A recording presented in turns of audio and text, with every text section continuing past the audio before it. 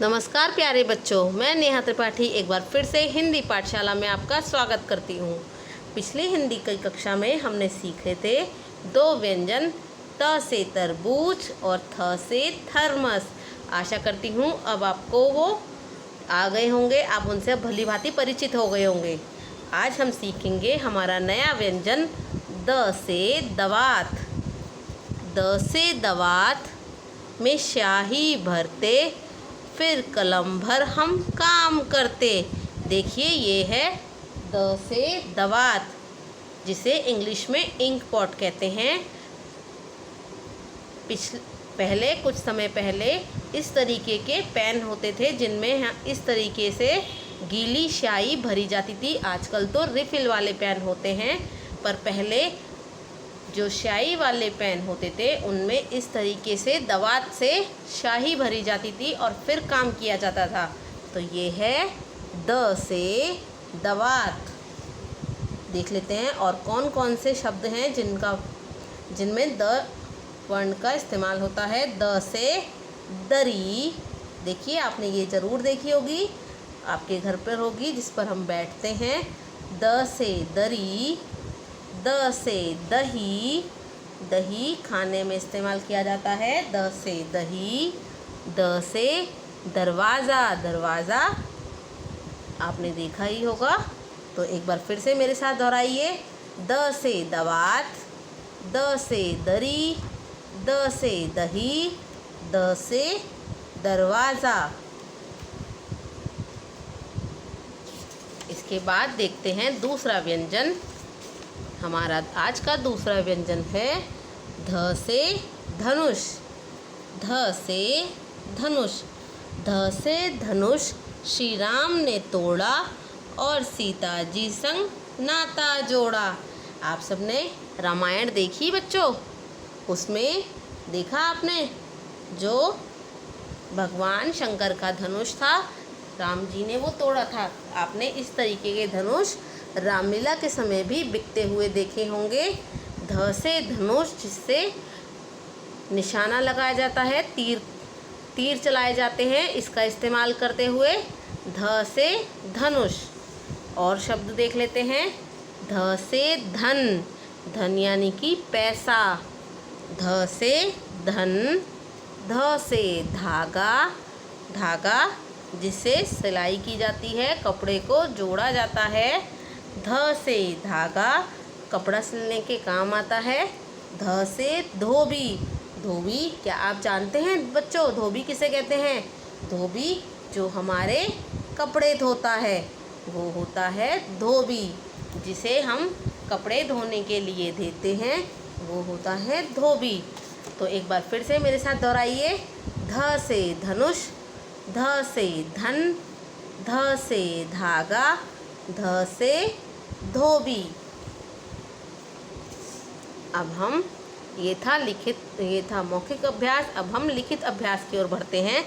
सबसे पहले देखते हैं द से दवात।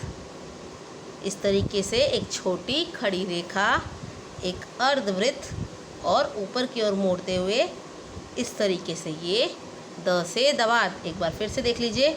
एक छोटी सी खड़ी रेखा, अर्धवृत्त, आगे की ओर बढ़ाते हुए इस तरीके से हम मोड़ देंगे, ये बन जाएगा द से दवात।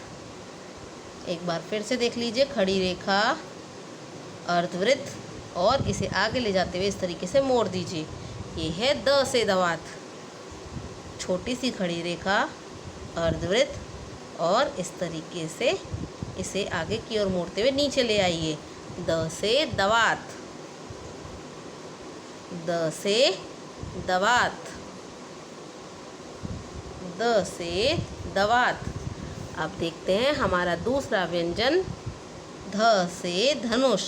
ध से धनुष के लिए ध्यान रखिएगा, पहले इस तरीके से एक गोला बनाएंगे, फिर इसे आगे की ओर बढ़ाते हुए इस तरीके से अर्धवृत्त, एक और अर्धवृत्त इसी से, और एक खड़ी रेखा। और ध्यान रहे बच्चों, हमें इसे लाइन से नहीं जोड़ना। ये जो इसका मुंह है, जिसे हम इसे मुंह भी कह सकते हैं, ये जो पोर्शन है, ये जो भाग है, इसे इस तरीके से हम जोड़ते नहीं हैं, इस रेखा से इसे खुला रखते हैं। एक बार फिर से देख लीजिए।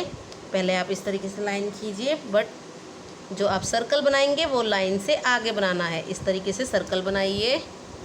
अब इस यहाँ से शुरू करते हुए ऐसे अर्धवृत्त, एक और अर्धवृत्त और एक खड़ी रेखा, इस तरीके से। पहले इस तरीके से एक गोला बनाएंगे, इसी से शुरू करते हुए एक अर्धवृत्त, एक और अर्धवृत्त और ऐसे खड़ी रेखा। पर ध्यान रखिए, इसे पूरा लाइन से नहीं ढकना है, बस हम इसका पीछे का हिस्सा इस तरीके से लाइन बनाएंगे उस पर। एक बार फिर से देख लीजिए बच्चों। एक सर्कल, गोला, उसी से शुरू करते हुए एक अर्धवृत्त, एक और अर्धवृत्त और एक खड़ी रेखा, और अब इस तरीके से लाइन। ये है ध से धनुष। एक बार फिर से देखेंगे। छोटा सा एक गोला, इसी से शुरू करते हुए अर्धवृत्त, एक और अर्धवृत्त और एक खड़ी रेखा। ये है ध से धनुष। तो अब बात करते हैं आपके होमवर्क की। तो बच्चों, आपको इसी तरीके से अपनी हिंदी की नोटबुक में एक पेज द से दवात और एक पेज ध से धनुष का अभ्यास करना है। ये था आपका हिंदी का गृह कार्य। उसके बाद आपको एक पेज क से लेकर ध से धनुष तक सभी व्यंजन आपको इसी तरीके से अपनी हिंदी की नोटबुक में लिखने हैं। आप मेरे साथ एक बार दोहराइए। हमारा पहला व्यंजन है क से कबूतर, ख से खरगोश, ग से गमला, घ से घड़ी, अणे खाली।